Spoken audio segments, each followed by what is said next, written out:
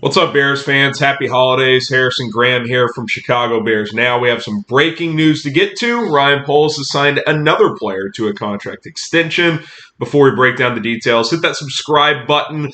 Even when it's the holidays, even when I'm at home and not in the office, when news drops, I'm trying to get you guys a video as soon as possible. So hit that subscribe button. We're trying to get to 100,000 subscribers. Recently crossed 82,000. It's free. If you want daily Bears content, we've got you covered.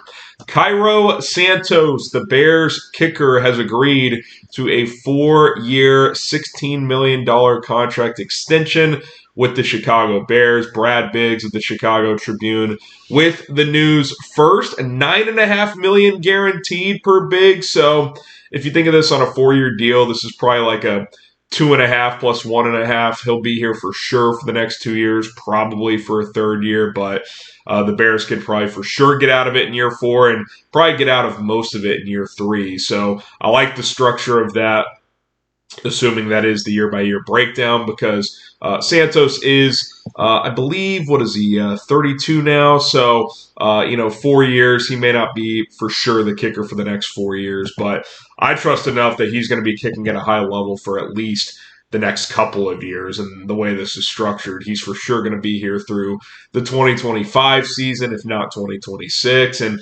look, Cairo Santos is worthy of this extension. I like the Bears getting this done and not entering an offseason with some lack of clarity at the kicker position, because we've been down that road before. Before Santos returned to Chicago, it wasn't exactly a pretty position for the Bears. It wasn't something the Bears could trust.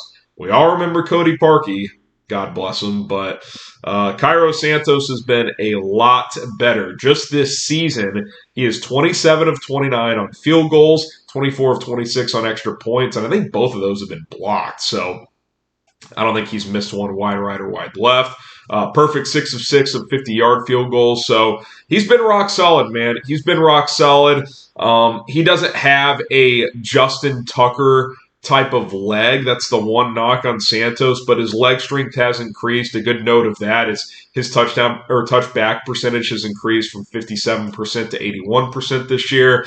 Obviously, we saw in Cleveland last week when it's super windy and it's wet and you're kicking into a breeze, he's not going to be banging in 55-yarders in those situations. So, yeah, there might be a couple of games a year where that's a bit of a problem. But what are you going to do? Let Santos go and chase some big leg kicker out of the draft? Typically, when teams do that, that gets them into trouble. We've seen that all across the league in recent years. So 4 years, $16 million, $9.5 guaranteed. His last deal was 3 years, $9 million, so he gets a little bit of a pay raise, and it's much deserved. He's been, again, for sure a top 10 kicker, probably a top 5 kicker since returning to the Bears, just in terms of consistency. Grade the Cairo Santos extension, A, B, C, D, or F. How would you grade it? I'd go A minus. 4 years is a lot, but again, with only $9.5 million guaranteed, it's really like 2.5. Like, he's not necessarily going to be here for all 4. And if he is here for all 4, that probably means he's still one of the best kickers in the league with the way he is performing. So A, B, C, D, or F, pin comment on today's video.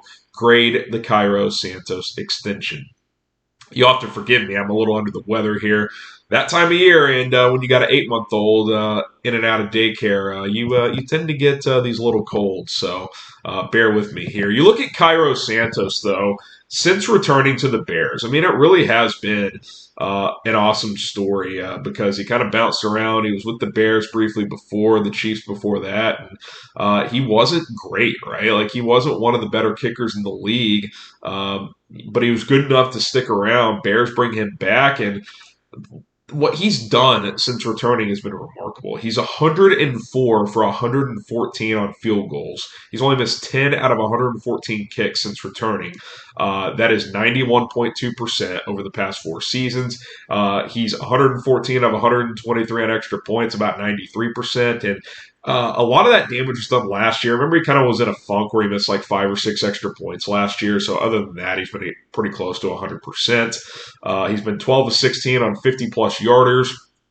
31 to 37 on 40 plus. Has not missed from inside 40 since returning. So inside 40 is automatic.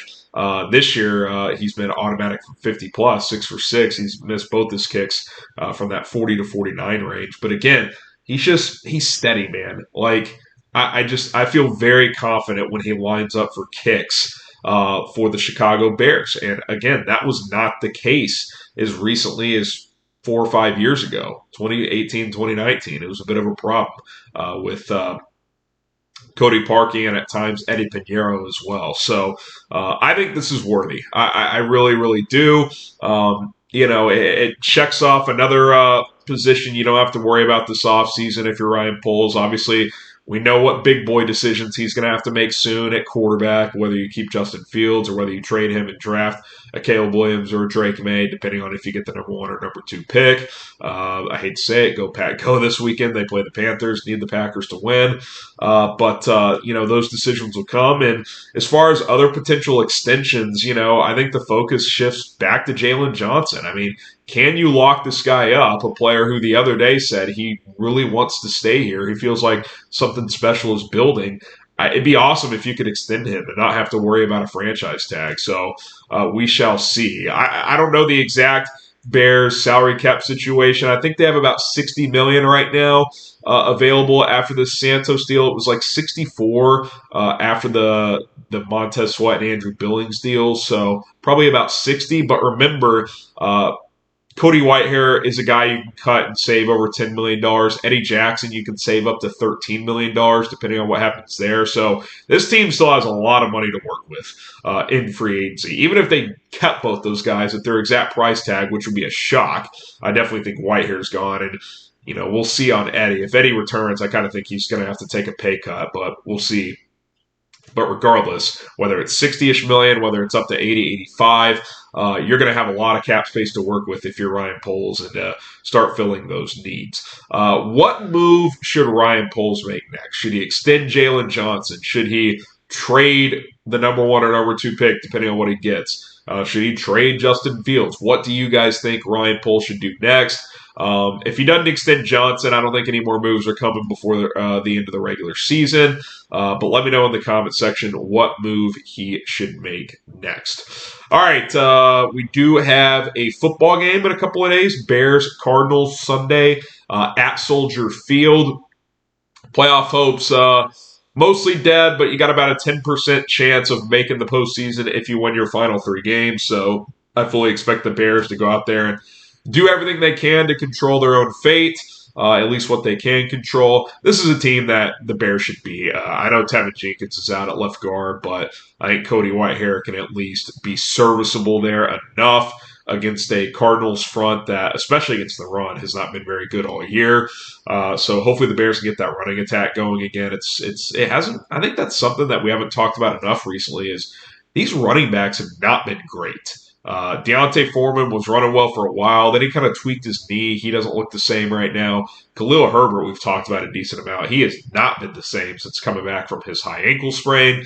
I'd like to see more Roschon Johnson, but since the concussion even, he hasn't been great. So speaking of the offseason, I think running back is a position that could be revamped a bit. So we'll see where that goes in a couple of months. But for the here and now, hopefully they can get the run game going a bit on Sunday. Weather's pretty nice, so Justin Fields, another opportunity for him to put together a solid game against a not great team in Arizona.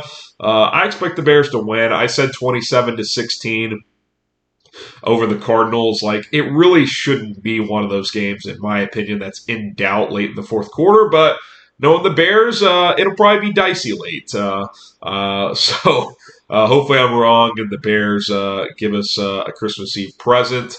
And then you get to 6-9 and let the chips fall where they may. So we'll see what happens there. We'll, of course, be live for a watch party tomorrow. Myself, producer Rolly, so join us. Probably about 2:15, we'll go live for a 3:25 kickoff. Hopefully I ditch some of these sniffles between now and then, but regardless, we'll be in there, and we got you guys covered. Full pregame show and live play-by-play coverage. All right, that's going to do it. Cairo Santos, congratulations, 4-year extension. By the way, how cool would it be if the Bears got the Brazil game next year and Santos got to kick in his home country? That would be That would be fantastic. NFL, looking at you. Hopefully, you make that happen. We will see. But he gets a nice little payday. Subscribe to the channel. More videos to come here on Chicago Bears Now. Thanks to everybody for tuning in. I'm Harrison Graham. Bear down, and we'll see you Sunday.